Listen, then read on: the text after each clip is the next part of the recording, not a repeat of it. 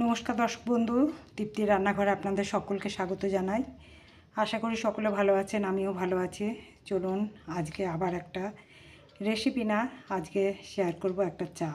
খুব মশলাদার মজাদার চা। চা তো সসপ্যানে কেটলিতে অনেক খেয়েছেন, কড়াতে চা খেয়েছেন কি?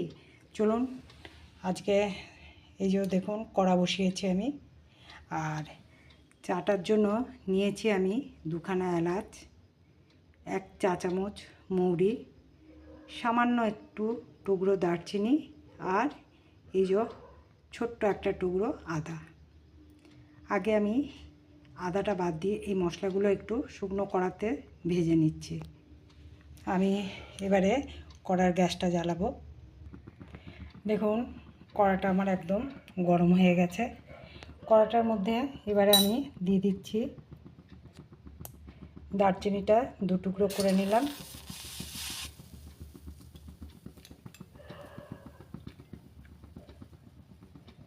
এলাচটা ফাটিয়ে দিয়ে দিলাম, এটাও ফাটিয়ে দিয়ে দিলাম,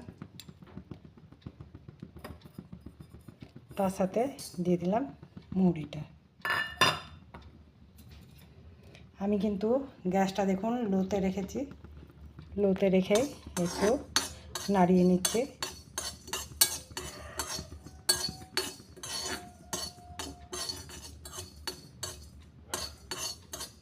বেশিক্ষণ নাড়াবো না, সামান্য একটু শুধু ভাজবো।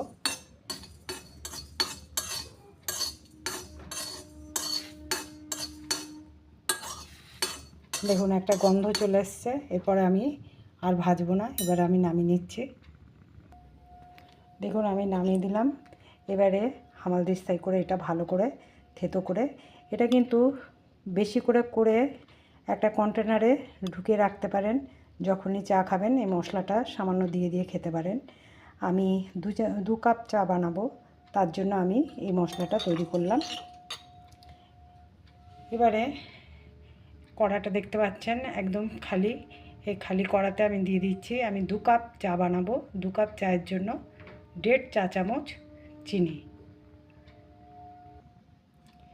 দেখুন আমি চিনি বলে ফেললাম, চিনি নয়, চা পাতা।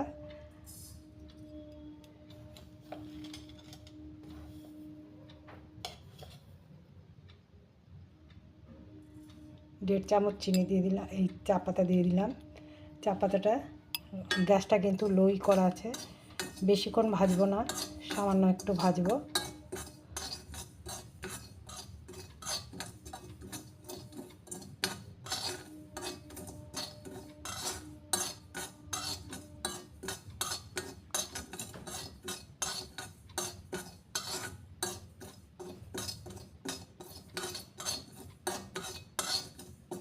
দেখুন ভাজা আমার হয়ে গেল, আর বেশিক্ষণ ভাজবো না।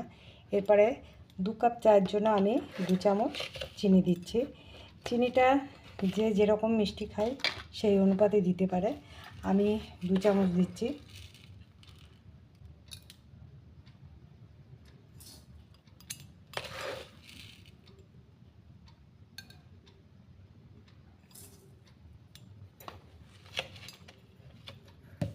এখনও কিন্তু আমি গ্যাসটা লোয়ে রেখেছি। এবারে আমি এটা ভাজবো, যতক্ষণ না চিনিটা গলে যাচ্ছে ততক্ষণ আমি ভাজবো। দেখুন চিনিটা আস্তে আস্তে গলতে শুরু করেছে, হ্যাঁ, আলাদা রং হতে শুরু হয়ে গেছে।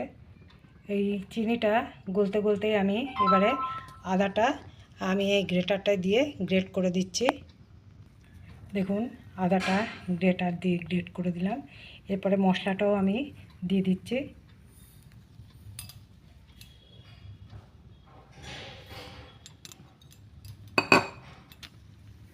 এবারে সবগুলো মিলিয়ে দেখুন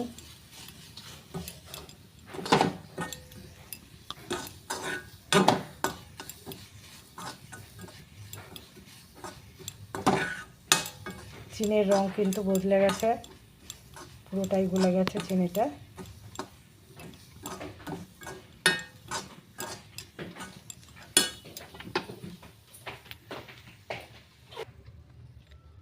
দেখুন সব কিছু একদম সুন্দর করে কালার চলে এসছে। আর দেখুন আমি বড় কাপের 1 কাপ দুধ নিয়েছি। দুধটা আমার ঘন করে ফুটানো দুধ।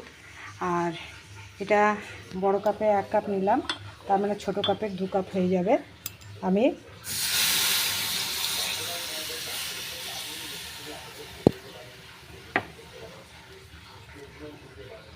দুধটা ঢেলে দিলাম। এবারে এগুলোর সাথে ভালো করে মিশাবো। দেখুন দুধটা ঢেলে দিলাম। এবারে আস্তে আস্তে ভালো করে নাড়িয়ে দিচ্ছি।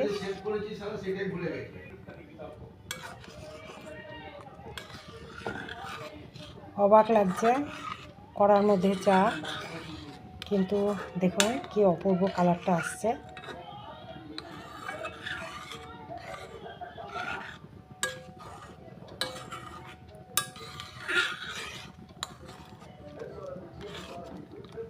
আর এত সুন্দর একটা গন্ধ আসছে, খুব সুন্দর গন্ধ আসছে,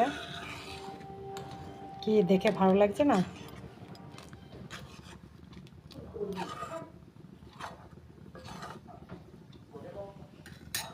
একটু ফুটতে দিচ্ছি।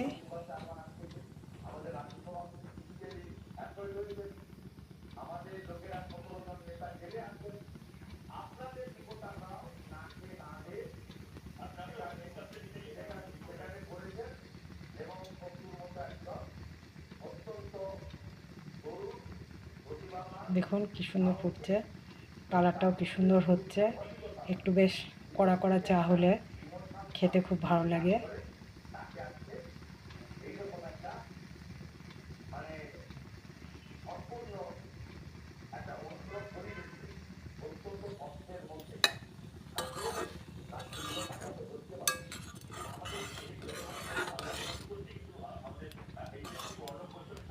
দেখুন কালারটা, আশা করি ভালো লাগলো।